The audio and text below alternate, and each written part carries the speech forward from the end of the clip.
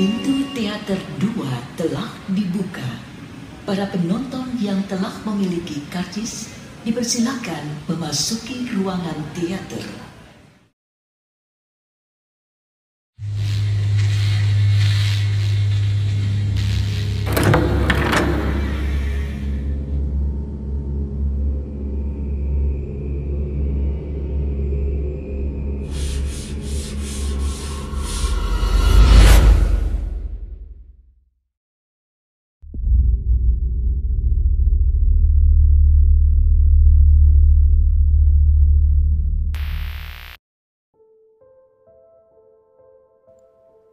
Tiga jam menjelang maghrib, Irsyad masih mencari ketenangan. Ruangan kamar itu sekarang sudah netral, tak berpenghuni. Jiwanya sudah mulai tenang, pikirannya mulai jernih dan nafasnya mulai lancar, tak seperti diinterogasi. Pak Luhur menyiapkan ayam cemani untuk dijadikan sesembahan selanjutnya. Darahnya dia ambil dan ditaburkan sebuah garam dan nipis. Lalu benda yang disukai oleh Pak Alek adalah berupa batu akik yang sangat bagus dan cantik. Pak Luhur tersenyum sembari menggosok-gosokkan batu itu kepada amplas dan dicelupkan sedikit kepada darah ayam cemani yang telah dicampurkan oleh garam serta jeruk nipis. Pak Luhur merapalkan mantra bacaan dalam bahasa Jawa Kromo. Tangannya bergetar, matanya terfokuskan pada batu itu. Energi yang dibutuhkan untuk mencelakai seorang sangatlah besar. Dalam teluh, mereka yang mengirimkan sesuatu kepada korban harus mempertaruhkan energinya. Tangan Pak Luhur bergetar hebat. Ini bukan pertama kalinya Pak Luhur menyantet atau meneluh orang dengan kesulitan seperti ini. Ini sangat berisiko jika dilanjutkan. Pak Luhur masih melihat jam. Sebentar lagi Irsyad akan menyelesaikan tirakatnya. Setelah Irsyad selesai dari tirakatnya, dia keluar dengan wajah yang penuh keringat. "Bagaimana?" tanya Pak Luhur sambil tersenyum. "Setan itu menggoda." "Tapi tidak dijawab kan?" "Tidak Pak, saya tidak menjawab." "Itu yang namanya setan dari Alas Roban. Setan itu yang menguasai daerah Alas Roban." "Pantesan, bentuknya bagaimana Pak?" "Ada tanduknya, mukanya seperti kerbau, matanya merah menyala, kalau berjalan seperti kuda." "Bapak bisa dapat itu dari mana?" "Dari Pekalongan." Irsyad menghela nafasnya. Kini dia tampak tenang karena mengetahui sisi dari demit itu. "Setan itu bilang kalau Nining akan mati jika Pak Alek juga mati." "Berapa kali ngomongnya?" "Banyak Pak." "Sebentar, rambut itu rambutnya siapa?" "Itu rambutnya Nining Pak." "Kamu yakin Nining masih perawan?" "Loh, maksudnya Pak?" "Kalau sudah gak perawan bahaya." "Bahaya bagaimana?" "Bakalan ada penyakit besar-besaran." "Penyakit? Sebabnya apa Pak?" "Aku kurang paham." Irsyad baru menyadari bahwa si Nining sering melayani Pak Alek. Namun melayani di sini masih belum jelas. Irsyad membungkam diri agar Pak Luhur tidak mengetahui rahasia yang ia sembunyikan. "Sekarang begini. Malam nanti jam 12 siram darah ini di dekat kamarnya, bisa di tembok atau di jendelanya. Jika sudah disiram, gali tanah terus kubur benda kesukaan Pak Alek." "Siap Pak, malam ini bakal diurusin semua." Malam harinya Irsyad berangkat menuju rumah Pak Alek yang jaraknya sangat dekat sekali dengan pos keliling di desa itu. Memang waktu itu tidak terlalu ramai yang berjaga di pos. Namun mereka juga tidak kehilangan cara ketika ada sesuatu yang mencurigakan. "Malam ini rasanya merinding banget ya," ucap salah satu penjaga pos kepada temannya. Jangan ngomong yang enggak-enggak." Tapi beneran, nggak bohong." "Jangan dekat-dekat saya lah kalau misalkan cerita-cerita setan." Gitu aja marah." "Bukan begitu Wak, sekarang ini lagi musim banyaknya santet. Jangan bicara yang gak benar." "Iya saya paham, tapi kan sekarang beneran asli. Apalagi rumahnya Pak Luhur. Sekarang kan banyak yang datang gara-gara katanya bisa nyantet orang." Jangan bawa masalah laut ke darat. Biarkan aja. Kita punya tugas masing-masing. Kalau semisal fitnah bagaimana? Kamu mau tanggung jawab? Ya enggak sih, tapi saya yakin betul. Ah, udahlah, ayo keliling aja. Pusing lihat kamu itu, nggak bener. Mereka berdua melewati rumah Pak Luhur. Namun baru saja melewatinya, mereka mendengar suara nafas kerbau. Berhenti sebentar, Wak. Kedengeran nggak? Iya, kedengeran. Kayak suara nafas kerbau ya. Mereka berdua saling mengecek rumahnya Pak Luhur. Di rumah itu dibatasi dengan pagar bambu yang melingkar dan mengelilingi rumah. Di belakangnya ada pohon jambu batu. Pekarangan rumahnya memang dipenuhi dengan pepohonan yang sangat rindang. Di bagian belakang rumahnya merupakan perkebunan atau pohon bambu yang alasnya tidak beraturan, sehingga menyimpan banyak sekali suasana horor serta mistis yang ketika orang awam melihatnya membuat merinding dan tidak ingin lama-lama di situ.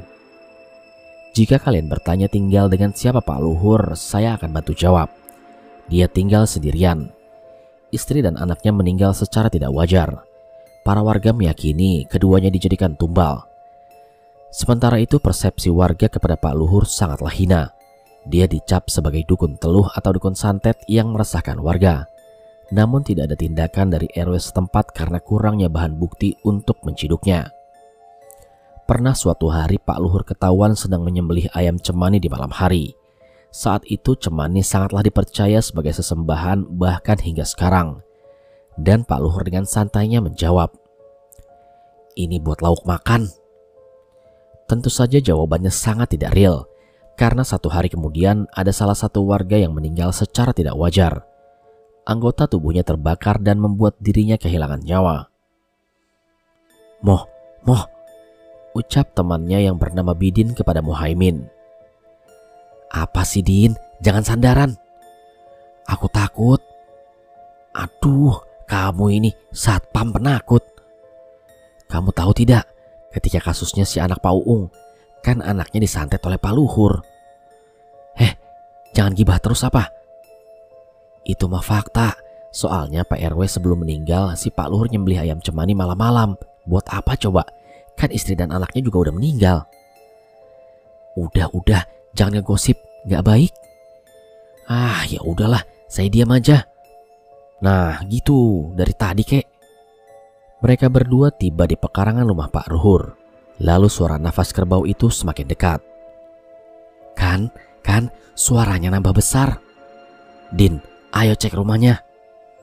Gila, masa iya mau dicek? Astagfirullah, suaranya nambah besar, Moh. Iya sih, bener. Apa ada kerbau itu di dalam rumah? Masa iya sih kandangnya ada di dalam? Bodohnya setengah matang kamu. Masa iya ada kandang di dalam rumah? Dasar otaknya didengkul. Ya bercanda sih Din. Saya juga gak bodoh-bodoh banget seperti kamu. Pak Luhur, Pak, ucap Muhaimin. Tidak ada jawaban. Tidak ada yang mengucapkan sepatah kata pun dari dalam rumah. Yang terdengar hanyalah suara nafas kerbau.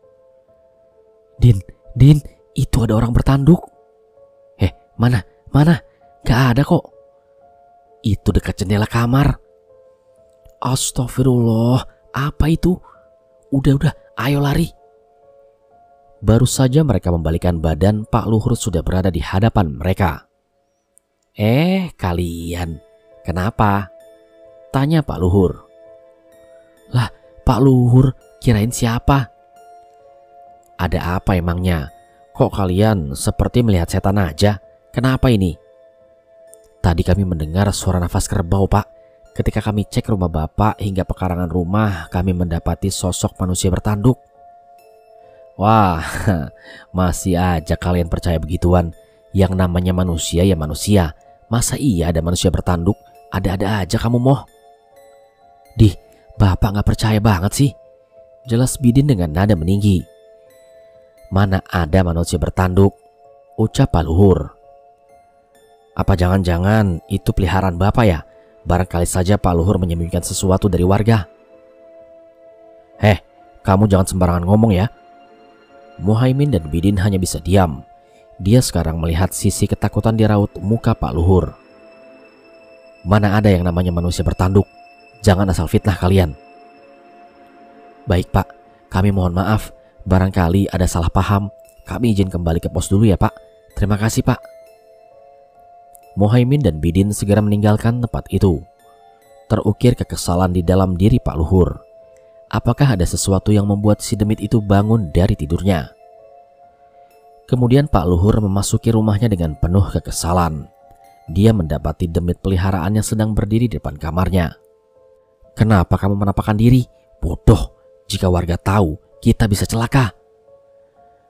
Maaf Tuhan, saya lapar. Tunggu si Irsyad menyiramkan darahnya. Siap Tuhan. Jangan pernah tampakkan diri lagi. Kamu akan makan malam ini, tapi ingat, setelah itu langsung pulang. Demit itu pun seperti paham maksud Pak Luhur. Dirinya akan menyantap korban lagi hari ini. Tinggal menunggu waktu saja. Langkah Irsyad sedikit gugup. Dirinya harus berhadapan dengan nyawa. Tapi tak apalah demi seorang yang ia cintai. Duri bagaikan kasur empuk yang siap ditiduri. Itu prinsipnya. Tinggal beberapa meter lagi dia akan menuju tembok kamar dari Pak Alek. Rasakan ini, Alek bajingan. Irsyad segera menyiram darah itu tepat di temboknya. Lalu dia melarikan diri untuk menyembunyikan tindakannya. Irsyad langsung menuju tempat yang aman dan ia segera menggali tanah hanya beberapa sentimeter dari menguburkan benda kesayangan dari Pak Alek. Ini langkah terakhir, tinggal melihat hasil kerjanya. Aku udah gak sabar. Sudah waktunya, ucap Pak Luhur.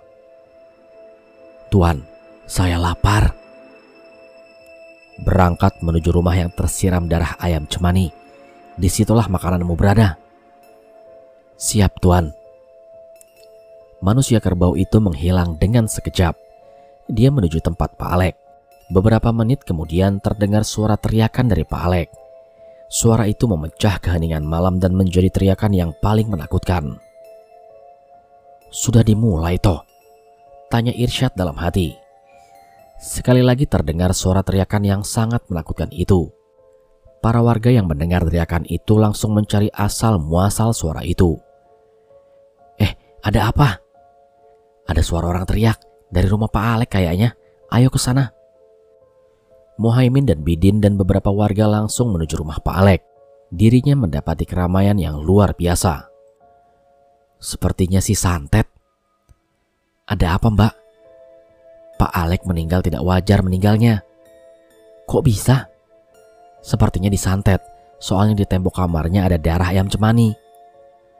Masa iya? Jangan bohong Mbak. Sana cek sendiri. Muhaimin dan Bidin pun mengecek langsung tempat yang dipercaya sebagai sebab awal meninggalnya Pak Alek. Ada yang gak beres ini, jelas Muhaimin. Apa maksudnya? Ini tuh asli santet. Muhaimin melihat keganjalan di sisi rumah Pak Alek. Dia mendapati darah ayam itu tercampur dengan sesuatu. Garam dan jeruk nipis. Apa artinya? Enggak, hanya baru tahu aja kenapa gitu darahnya dicampur sama garam dan jeruk nipis. Lebih baik coba hubungi Pak Hanif, barangkali dia tahu, dia kan tabib. Kalau gitu kita langsung ke rumahnya. Muhaimin dan Bidin bergegas menuju rumah Pak Hanif yang tidak jauh dari tempat lokasi. Sementara itu para warga kembali geger dengan kondisi tubuh Pak Alek yang tidak wajar. Tubuhnya penuh dengan luka. Darahnya mengalir deras hingga membuat warga mual akan kondisi tubuh Pak Alek. Emang lagi kemarin ada masalah apa sih sama Pak Alek itu? Sepertinya sih masalah dengan Nining. Kok bisanya Nining ikut campur? Sepertinya bukan Nining yang menyantet. Lalu siapa? Sepertinya Pak Luhur. Waduh, kudu dibasmi orang itu. Malam yang seharusnya menjadi tempat peristirahatan bagi tubuh yang lelah kini berganti menjadi malam yang sangat mencekam. Setiap sisi tempat berpijak, di situ teluh dan santet bisa datang dengan waktu, kondisi, dan orang yang tidak terduga. Tidak pandang kaya atau miskin, santet atau teluh dari Cirebon sendiri terkenal sangat mematikan. Hingga faktanya mereka yang mempunyai kekuatan ini bisa dibilang mempunyai ilmu kanuragan di atas rata-rata. Untuk mengetahui pelakunya pun sangat sulit, karena para peneluh biasanya berbaur dengan warga dan ikut nimbrung menjadi satu. Sehingga dengan kondisi seperti itu, peneluh menjadikan karakter dirinya dengan dua model. Satu sebagai orang biasa dan karakter satunya lagi sebagai peneluh. Para jajaran kepemerintahan desa mendatangi lokasi kejadian. Ini bukan kali pertama atau kedua kali. Namun sudah berbelasan kali kasus ini menimpa warga dan faktanya si pelaku belum dapat diketahui. Jika tersangka masih mengarahkan kepada Pak Luhur karena hanya dia mempunyai perilaku aneh dan tidak wajar, ada kalanya mereka semua berpikir ini adalah karena dendam atau rasa sakit hati. Sehingga dalam kepercayaan warga, jangan sekali-sekali membuat orang sakit hati. Jika tidak minta maaf, maka santet dan teluh akan menjadi sarana yang menakutkan. Perasaan kemarin baik-baik aja. Kata siapa? Kemarin itu ada konflik. Konflik dengan si Nining? Iya, salah sendiri jadi orang ingin leluasa. Kan akibatnya begini. Saya masih gak paham kenapa desa ini makin hari makin tidak aman. Ya dari kemarin juga begitu, ucap para warga. Muhaimin dan Bidin langsung menemui Pak Hanif. Mereka mendapati Pak Hanif sedang berada di teras rumah. Assalamualaikum Pak Hanif. Waalaikumsalam. Din, Moh, ada apa? Begini Pak, saya ingin meminta Bapak untuk menemui warga yang sedang membutuhkan pertolongan Bapak. Memangnya ada apa ya? Pak Alek kena teluh Pak, meninggal di tempat. Kasusnya hampir mirip dengan anaknya Mang Uung kemarin. Innalillahi, ayo kita ke sana. Mari Pak. Pak Hanif segera mengambil perlengkapan lalu menuju rumah Pak Alek. Sementara warga yang melihat Joko hanya terdiam di sudut rumah dengan pikiran kosong. Jok, kamu kenapa Jok? Namun Joko hanya terdiam. Warga melihat kekosongan pikiran di dalam diri Joko. Mungkin dia juga melihat secara langsung kejadian tragis itu. Pak Hanif mendatangi lokasi yang sudah dipenuhi oleh para warga. Dirinya melihat keganjalan dalam setiap sisi rumah. Bau darah, ucap Pak Hanif. Muhaimin dan Bidin langsung menunjukkan ke tempat terjadinya keanehan itu. Ada banyak darah ayam yang tercecer di sudut tembok dekat kamar Pak Alek. Kapan kejadiannya? Sekitar 30 menit yang lalu Pak. Apakah sebelum itu ada sesuatu yang mengganjal seperti kemunculan sosok aneh atau apapun? Ada Pak, manusia kerbau. Hah? Di mana? Rumahnya Pak Luhur Pak. Pak Hanif mencium bau tidak sedap di sekitaran darah yang tercecer.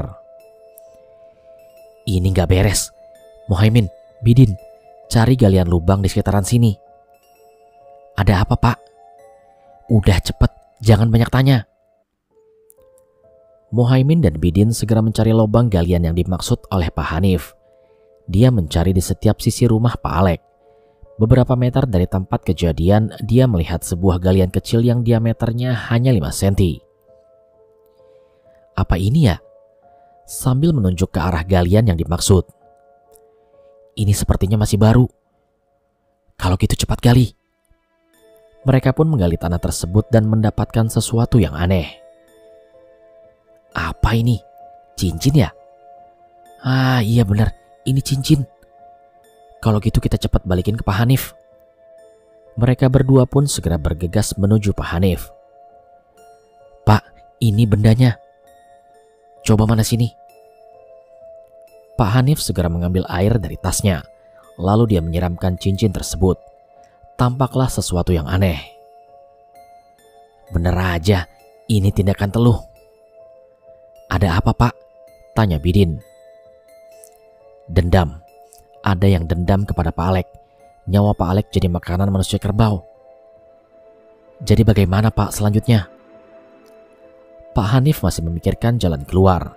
Dia harus benar-benar melakukan yang terbaik dan sesuai dengan aturan di sini. Kita segerakan pemakamannya. Muhaimin dan Bidin paham dengan instruksi yang dilontarkan oleh Pak Hanif. Para warga dibubarkan secara paksa. Beberapa laginya mengurusi pemakaman. Di sisi lain, Irsyad sedang mengintip di balik pohon. Dia menjadi sosok yang penakut karena telah melakukan kesalahan besar. Aku harus pulang ini. Namun tiba-tiba tubuhnya mengenai tanaman liar di sekitaran pohon. Seketika Muhaimin dan Bidin langsung tersentak. Ada orang di pepohonan. Kejar, kejar, kejar. Mereka pun mengejar seseorang yang bersembunyi di balik pepohonan itu, yang tak lain dan tak bukan adalah Irsyad. Aduh gawat, ketahuan ini. Muhaimin dan Bidin terus mengejar pergerakan seorang tersebut dan mengarah ke rumah Pak Luhur. Ketika dirinya hendak memasuki rumah Pak Luhur, dirinya mendengar sesuatu yang mengerikan. Aduh, suara manusia kerbau lagi. Ayo masuk. Jangan dulu, kita belum dapat perintah dari Pak Hanif. Jangan arogan. Lalu bagaimana? Selama ini saya sudah tahu, di balik rumah ini ada sesuatu yang sengaja disembunyikan. Ayo Moh, pulang. Hawa saya udah gak enak. Mereka pun kembali menuju rumah Pak Alek. Tampak dari dalam manusia kerbau sedang menutup mulut Irsyad. Yang hati-hati, salah berjalan, salah melangkah. Irsyad hanya berdiam diri. Dia melepaskan genggaman tangan manusia kerbau itu. Dirinya sedang berada di zona tidak ingin dikenal oleh masyarakat. Kamu harus berbaur seperti biasa. Bagaimana mungkin saya bisa, Pak? Ya cukup lakukan seperti biasa. Biar Hanif saya yang akan urus. Kamu harus menyekap Nining agar dia tidak membuka mulut. Jelas Pak Luhur.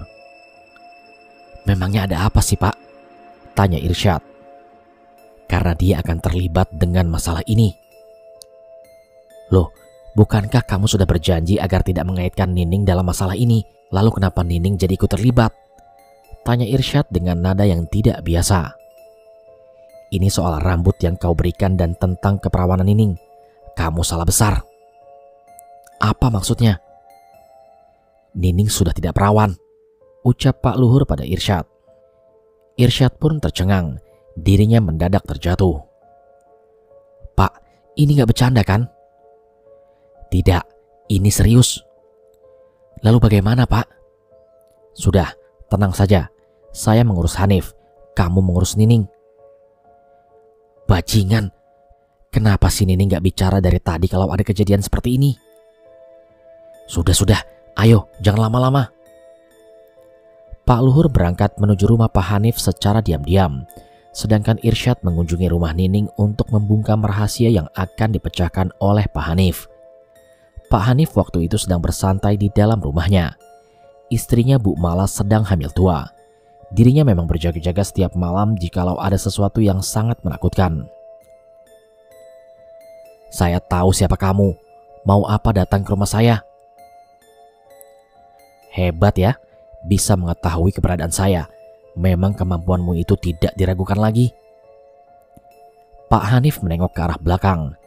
Tampak Pak Luhur bersama manusia kerbau sedang menyandera Bu Mala yang sedang hamil tua. Anak ini akan menjadi ancaman hidup bagi saya. Maka dari itu jangan keseringan masuk ke dalam urusannya orang, Nif. Apa mau kamu? Cukup sederhana. Mari bergabung dengan kami untuk menutupi kekacauan di desa ini. Mana mungkin aku bergabung dengan dukun santet? Diam-diam kamu berani ya? Pak Luhur memegangi perut Bu Mala yang mengandung. Dengan seketika Bu Mala berteriak histeris. Panas, panas. Hentikan Luhur. Apa yang ingin dihentikan? Mah, sabar. Luhur, jangan macam-macam kamu. Sudah, hentikan. Teriakan ini menembus malam yang sunyi. Biarkan pala lembut tertawa melihat kemenangan kita. Gila kamu, bersekutu dengan setan. Pak, sakit banget, perutku panas. Luhur, sudah. Baik, kita kerjasama. Asal jangan sampai membuat istri saya kesakitan. Pinta Pak Hanif dengan memohon. Bu Mala sudah sangat lemas. Tenaganya habis karena menahan energi panas yang dikeluarkan oleh ilmu hitam Pak Luhur. Baik, saya akan hentikan. Bu Mala dilepasnya begitu saja. Pak Hanif langsung menggapainya. Memang biadab sekali dukun itu. Segala keinginannya harus dipenuhi. Asal ada syaratnya. Apa syaratnya? Pertama, tutup kasus ini. Jangan diteruskan lagi. Jangan bikin ribut. Kedua, bakal ada wabah besar-besaran karena kesalahan tirakat. Ketiga, saya ingin kamu bekerja sama menghadapi wabah ini. Baik, saya siap. Itu saja kan? Satu lagi. Apa? Bayi itu bakal tak jadikan seserahan di umur 7 tahun. Jadi saya ingin anak itu dikorbankan buat saya. Bu Mala menggeleng-gelengkan kepalanya. Tanda tidak menyetujui persyaratan terakhir yang diberikan oleh Pak Luhur. Dirinya merasakan aura jahat di dalam Pak Luhur. Setan dari alas roban ini bakal menjaga anakmu. Sudah, tenang saja. Tampak jelas penampakan si manusia kerbau berada di belakang Pak Luhur. Sementara itu dulu, jangan sampai melanggar janji. Jika melanggar, bayinya akan mati. Pak Hanif hanya terdiam sambil memegangi perut istrinya. Keadaan bayinya baik-baik saja. Kemungkinan besar waktu kelahiran tidak lama lagi. Saat bulan purnama tiba, bayi itu akan lahir. Semua bencana akan datang. Bayi itu akan menjadi ancaman bagi para penganut aliran hitam. Jelas Pak Luhur sambil membuang muka. Ingat, jangan sampai kejadian ini ada yang tahu. Semua akan berakhir jika kamu memulainya terlebih dahulu. Di mana ada darah yang mengalir deras, di situ harga diri akan terlepas. Kemudian Pak Luhur menghilang bersamaan dengan munculnya kabut yang menutupi halaman rumahnya.